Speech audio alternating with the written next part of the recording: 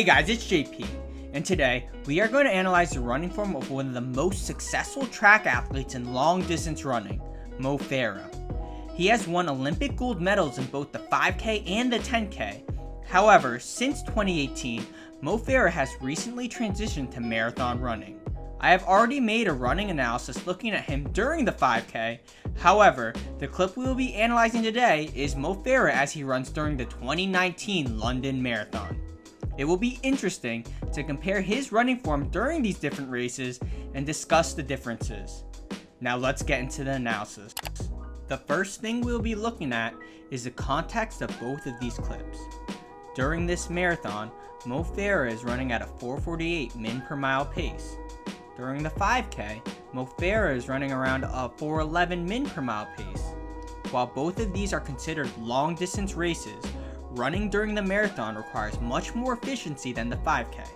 One aspect to look at is the step rate. In both clips, Mo Farah runs at 180 steps per minute.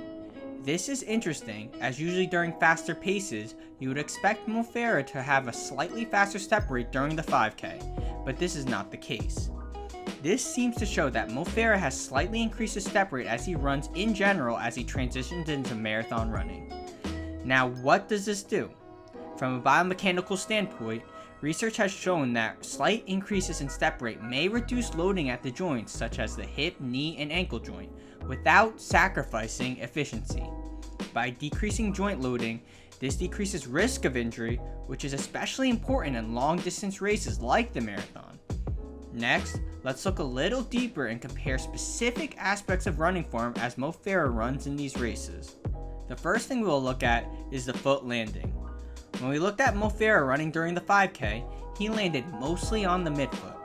This is also the case for Mo Farah during the marathon, as he also lands mostly on the midfoot. Now, does this mean that landing on the midfoot is the best way to run during long distance running? Not exactly. Research shows that changing to, let's say, midfoot or forefoot landing does not necessarily correlate to differences in running economy. However, it is important to note that these different types of landing do stress and offset pressure from different parts of the leg. This may help runners reduce impact in certain areas depending on the injury. Now we will take a look at the foot landing relative to the center of mass. When Mo Farah ran during the 5K, he presents with slight overstriding, however not enough to where it significantly impacted speed. Looking at Mo Farah during the marathon, the landing is just slightly closer to the body. You can compare this based on the shin angle as well. He is landing a bit more parallel during the marathon. Mo Farah landing more in this manner decreases loading especially on the knee and slightly improves efficiency during running. This seems like a very minute detail, but this does add up during the course of a long distance race. Let's move on to looking at leg movement from foot landing to push off. Looking at the range of this movement in both of these clips, there is really not much of a difference at all. It may seem slightly less during the 5K clip at first, but that is more so due to the difference in the camera angle. This shows that no matter the pace, Mo Farah really utilizes those hips for that nice backside hip movement. The power produced from this is a big factor for why he has such a long stride. Now, we will compare the amount of vertical bounce that occurs in each clip. During the 5K clip, he presents with a pretty bouncy pattern as he runs. While it isn't that excessive, where it would cause major problems in efficiency, excessive vertical movement can lead to increased loading on the joints and decreased efficiency.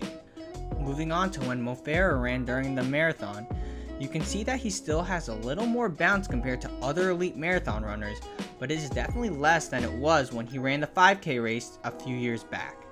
Being able to effectively modify this part of his running form allows for improved efficiency and less stress on the joints, which is an important factor during marathon running. Moving on to the trunk, there's not much of a difference in alignment. In both of these clips, you can see that he maintains good trunk position. Also, if you measure the angle of forward body tilt, it may initially seem like there is more of it going on during the marathon. However, again, this may be more due to the camera angle.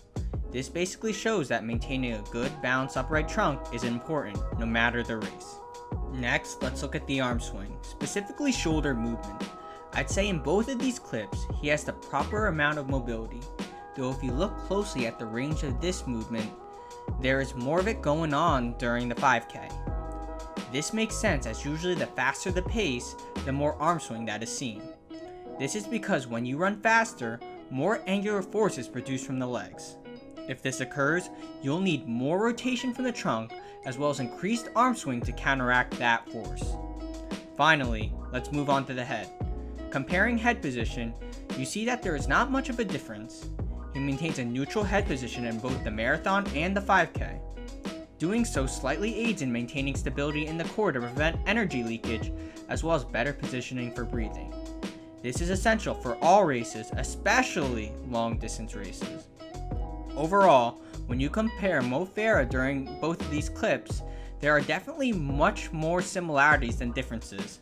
The few modifications seen in his current running pattern during the marathon, such as slightly increased step rate, landing a little closer to the body, and minimizing vertical bounds, all can aid in decreasing load on the joints and improve efficiency. However, it is also important to remember the similarities, as this is essential no matter the race you are in. And that's it for the quick analysis. I look forward to seeing Mo Farah continue to improve in marathon running, and I'm super curious on what he will continue to accomplish. I hope you guys enjoyed the video. If you did, please like the video and share it with your friends.